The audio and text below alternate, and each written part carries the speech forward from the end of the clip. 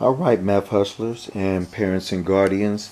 This is the quiz from the 26th of September. So I'm going to go over it, give or provide a possible perfect answer, because there may have been different ways students have gotten it, but I want to provide a sample one where you will score a 16 out of 16 using your scoring rubric. All right. So let's get a little background music and go ahead and go for this. So our question says, the old man walks, I should say walks, but walks 4/5 of a mile in 1/4 of an hour. What is his rate of travel in an hour? Okay, so there's the challenge there. The old man, he's walking 4/5 of a mile in about 1/4 of an hour. So how far does he go? So let's put this aside. Let's start attacking this challenge here. What I'm going to do is go ahead and set up one way to do it, like I said, is I'll go ahead and set up 3 columns. So this column we'll name things, however you like that. We're going to put unit of measurement. Now we're going to put type of number, and then also once again unit of measurement. Alright, so then I'll put a fraction bar, fraction bar, and fraction bar. This is something that we've been practicing for a while, students and I, so most students should be comfortable with this. So let's take a look at the challenge once again. Challenge here says the old man walked. Oh, okay, they're walking.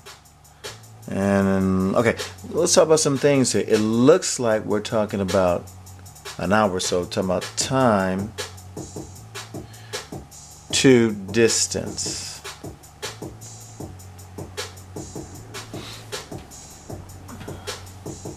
And we had talked with students before we took the quiz about this idea of the influencer and the influencee. All right. It's most optimal that we do the window dividing. Of course, you could simplify across going down, but because the nature of converting fractions into decimals and stuff, you want to have that, I guess, that tendency to wind up. So let's go ahead and practice that. So if we're winding up dividing the denominator to the numerator, we're looking for the thing that is influencing. It's the influencer.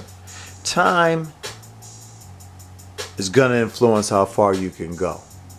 Okay? If you got 1 hour, then you go at a certain rate, at a constant rate, you can only go so far in that 1 hour. So it looks like in this situation, time is going to be the influencer. The influencing that we spoke about, the distance. Okay. So the things we have here in this ratios, we have the distance over the time.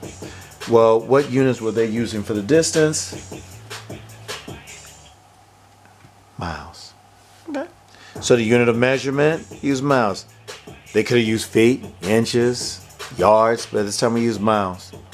And it says, what is the unit of measurement for time? Hour. Could have used minutes, seconds, days, but we chose hours in the situation here, okay? Hours. And so it says, what type of number? Okay, and it looks like a fraction number. Another number is a fraction number as well. So we're dealing with fraction numbers. Okay, so let's write down those fraction numbers. For the distance, he was walking 4/5. So put that 4/5 there. And then what's the unit measure we're using? Miles. And we'll use the short form right there, MI. Let's look at it. It says type of number. It was a fraction here. So then let's take a look at this. And it says 1/4 of an hour or so. We'll put our fraction number there. Put our unit measurement. So let's pause for a second. Take a look at that. I'm going to bring that up so take a look and see what we have here. We have things. It looks like distance, time. We have unit measurements, miles, hours. We have the type of number. That's important because sometimes we can have whole numbers. But you know, this is a fraction number in the numerator, and once again we have a fraction in the denominator. The units of measurement, miles and hours. So we have time to distance, hours to miles, miles to hours. Hours to miles, or as we like to call it, miles per hour. So we'll go over here. Let me erase this. we have this all set up now. So we know that we're dealing with, move this out of the way now. I'll just leave this here. So we know we're dealing with this challenge here. We do it one more time. We know we're dealing with the challenge right here. So we have to find the quotient of these two fraction numbers. This is a ratio. This is a ratio. We have different types of unit of measurement here. So I'm going to go vertical just because I'm going to need the space for this. Let me see how much of this I can get in here. All right, so I'm going to start right here. I think that line allows me to get in there. Okay, cool. So I'm going to go ahead and put the original division challenge. So 4/5 over 1/4. And there's two options I could do with this algorithm here. I could go ahead and go 4/5 divided by 1/4. And my next step, my C step, could be then 4/5 times 4/1. I've explained to you that you don't necessarily have to show that because I already know you find the quotient by the fraction bar. So a quicker way to kind of get through the challenge is to go ahead and go 4/5 and apply the reciprocal strategy times 4/1. This can make people nervous sometimes when you see that 4/5 times 4/1. So I like to put a line there. Then we get the old basic 4 sets of 4, 16.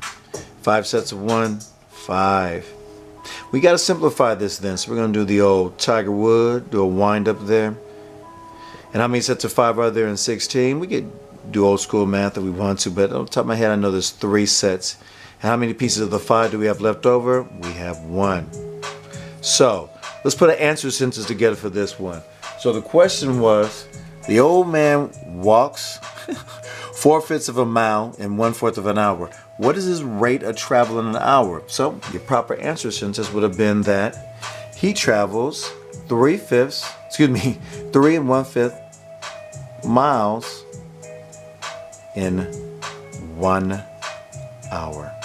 Okay, let's take a look at some student work that was really on point, that earned a perfect here.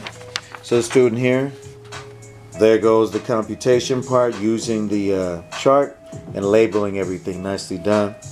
And from there they provide an answer sentence, which is really nice. The old man would walk 3 1/5 miles in 1 hour.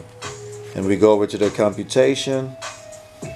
Nicely done computation. Answer box. Steps given. I can read it clearly.